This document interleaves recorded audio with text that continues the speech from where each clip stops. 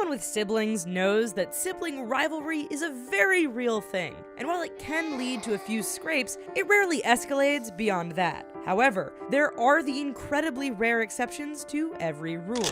Even rarer are the children that kill other children. Here are 10 evil children who took it too far. Christian Fernandez.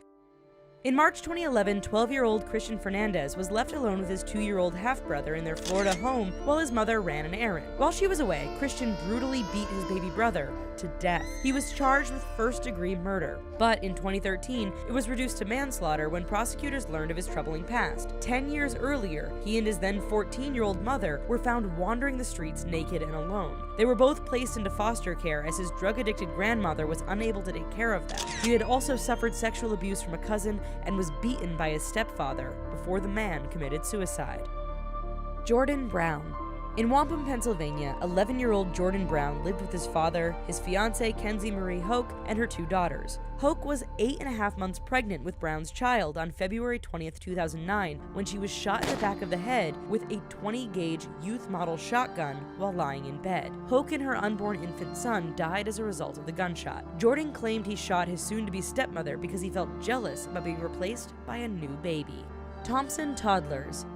Houston, Texas resident Raquel Thompson and her boyfriend decided they would get a takeaway pizza in November 2015, but decided to leave Thompson's 3 young children at home. While they were away, the 3-year-old twins put their 19-month-old sister in the oven. By the time the mother returned, the baby had died due to severe burns. The toddlers later told police that one child had put their sister in the oven and the other had turned it on and made it hot. No charges have been filed against the children, but Thompson and her boyfriend faced charges of child endangerment. The twins and the 5-year-old sibling that had been asleep at the time were placed in foster care. Erica DiNardo.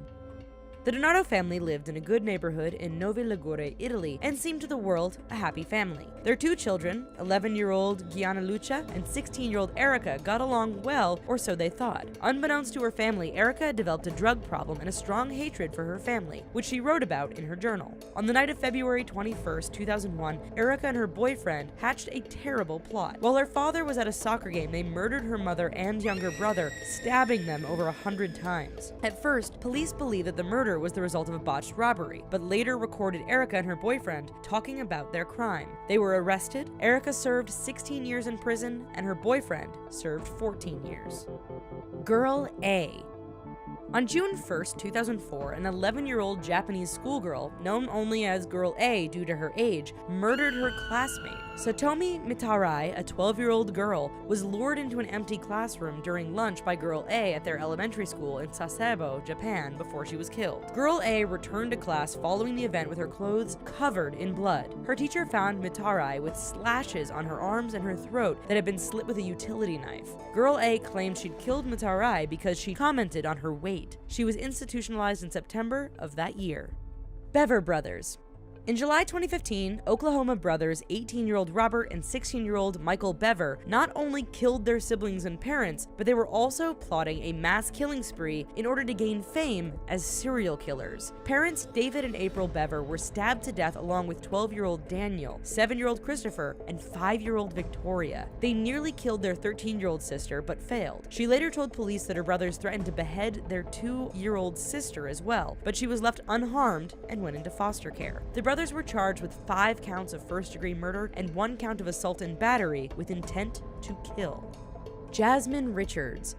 In Medicine Hat, Alberta, a 12-year-old girl lived with her parents and 8-year-old brother. Jasmine Richards had apparently discussed killing her family with her 23-year-old boyfriend, Jeremy Steinke, several times, but she claimed it was always in jest. On April 22, 2006, Steinke entered the family's home and killed her mother and father. Richards told a jury that she was in a zombie state at the time of the killings and was unable to stop or go for help. She claimed that Steinke ordered her to stab her brother before slitting his throat. They were charged with first-degree murder for their crimes.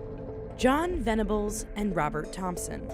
John Venables and his friend Robert Thompson were both only 10 years old when they lured 2-year-old James Bulger away from his mother on February 12, 1993. Surveillance footage showed the boys at the New Strange shopping center in Bootle, England, observing other children before targeting the little boy. 2 days after he disappeared, James's mutilated body was found near Walton, Liverpool. He had been tortured and beaten to death before being left on a railway line where he'd been hit by a train and severed in two. The 2 boys were arrested on February 20th and charged with abduction and murder.